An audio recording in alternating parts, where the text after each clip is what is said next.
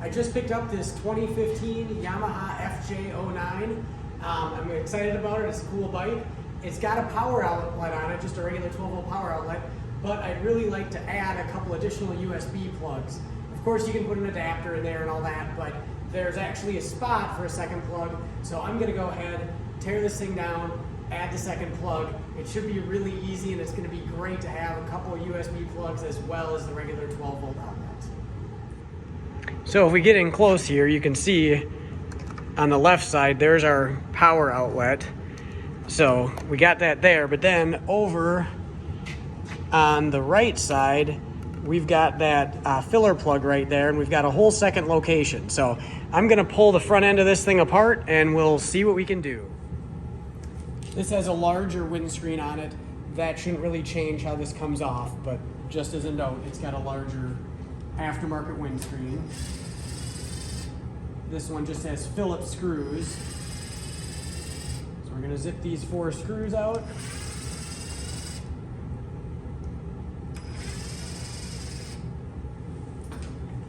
And that should be free. We'll set that aside in a safe place.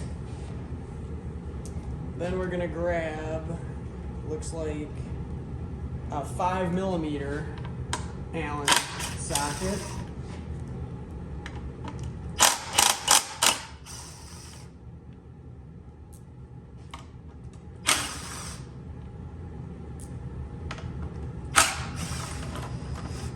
Grab those 4 off and remove that piece. Then we have, it looks like we've got 5 of these little plastic clips.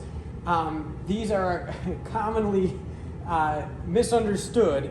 There's a centerpiece, and if you push it in, that releases it. So with a pick, I'm just pushing in the center, and then I can pull that clip right out.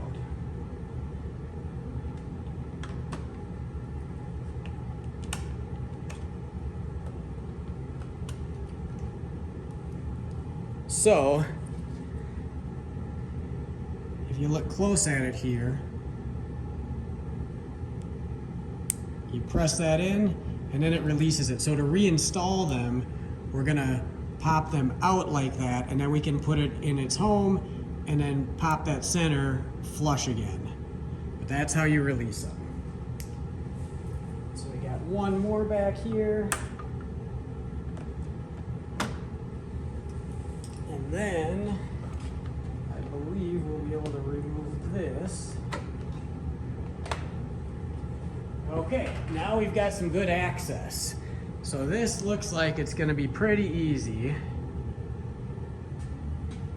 So you can see, here's the factory one on this side, and here is our spot over here. We can just pop that grommet right out of there. So now I'm just gonna wire in, and it does, I'm not sure. You might be able to get some factory plugs and just plug something else in here. I'm just gonna tee into this power supply here. That's gonna be easy enough to do. I'm gonna solder it, make sure it's a really good connection, but that's gonna be the easiest way to go, and we'll get some USB plugs over here, all linked together, and I think it'll be good. I'll put a link in the description below. I got some 2-packs of these. I kinda like having some extra stuff around for situations like this. So it came with a wire harness, and dual 2.1 amp USB plugs, and then it's got a ring that just goes right on the back to tighten it down. So we'll see. I'm not sure if this is going to be the exact right size or not. Okay, it looks, man, that's really close. I might have to clean that out with a file a little bit.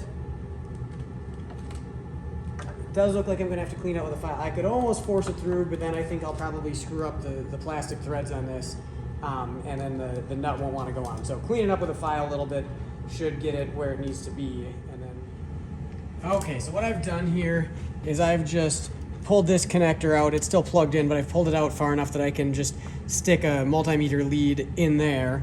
And then I usually have an alligator clip on the negative side, making it a little more one-handed. So I'm just gonna check and see now. Logically, I would expect the black is gonna be ground, and the brown is going to be the positive. If it was a BMW or something German, then the brown would be ground. But that's why we're testing, because I can guess all day long. But we're going to verify. So I'm turning the ignition on so that this plug is live. And we're going to go into the brown side. And there you go. We've got 11.95 volts with the bike not running on the brown. So brown is positive and black is negative. I've cleaned the hole out, so my USB socket now fits in there. Another thing to note is that I hit this with a dab of solder. So these are, you know, obviously the spade connectors, and that might be overkill, but I don't want these going anywhere. So I soldered them on. You gotta hit it quick though. I don't know what's inside, and if there was something soldered on the inside, if you put too much heat on the tab, you might unsolder that. So I hit it quick, I tested it, everything works good. So this will never fail. So I probably could have done something like just cut these ends off and soldered the wire straight onto there, because I've got all this extra wire, which is kind of overkill, but it'll be easy enough to neatly tuck it in here, zip tie it and all that. So there is a fuse holder on here, so we're definitely keeping that. And I've now twisted, I cut the insulation off of these two wires, but I didn't cut the wires. And now I've twisted the wires for the new plug around the original wires there. And now I'm gonna quick hit it with some solder, if I can get the solder iron in here. You always wanna make sure that you get good flow with your solder. Otherwise, it's not worth doing. You want to see it get sucked right in the wire, and you want to be able to put the solder directly on the wire, not the iron. And when you can put it on the wire and it just sucks it right in, you know you're getting flow. So, got that all soldered up. Gonna let it cool down for a moment. Gonna put some electrical tape around it. Heat shrink would be my preference, but because I didn't cut the wires, I can't put heat shrink on it. So I'm gonna wrap it up in some tape nice, zip tie up these wires, and we'll be able to put things back together again. I've made a nice little bundle here, put a couple zip ties on it. Everything's nice and secure. We can turn the ignition on and verify that our plugs are lighting up. So everything is looking good, and it's got a nice weather-tight cap on it and everything. So I think this is a great plug for this application. So I can turn the ignition off, and I can start putting stuff together again here.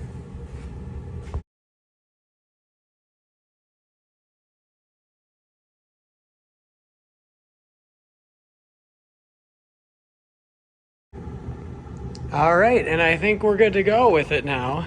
So just to show you, we'll turn on the ignition, and there's our lit up plugs. So the nice thing about this is just that we have an abundance of plugs on this thing now. And I don't know if I'm gonna do it or not, but I could potentially plug a radar detector into the factory one, and then like a cell phone and maybe a helmet comm device on the other side if I needed to. So it's hard to have too many power ports. So I think that was a nice upgrade, and that was obviously really cheap and really easy to do.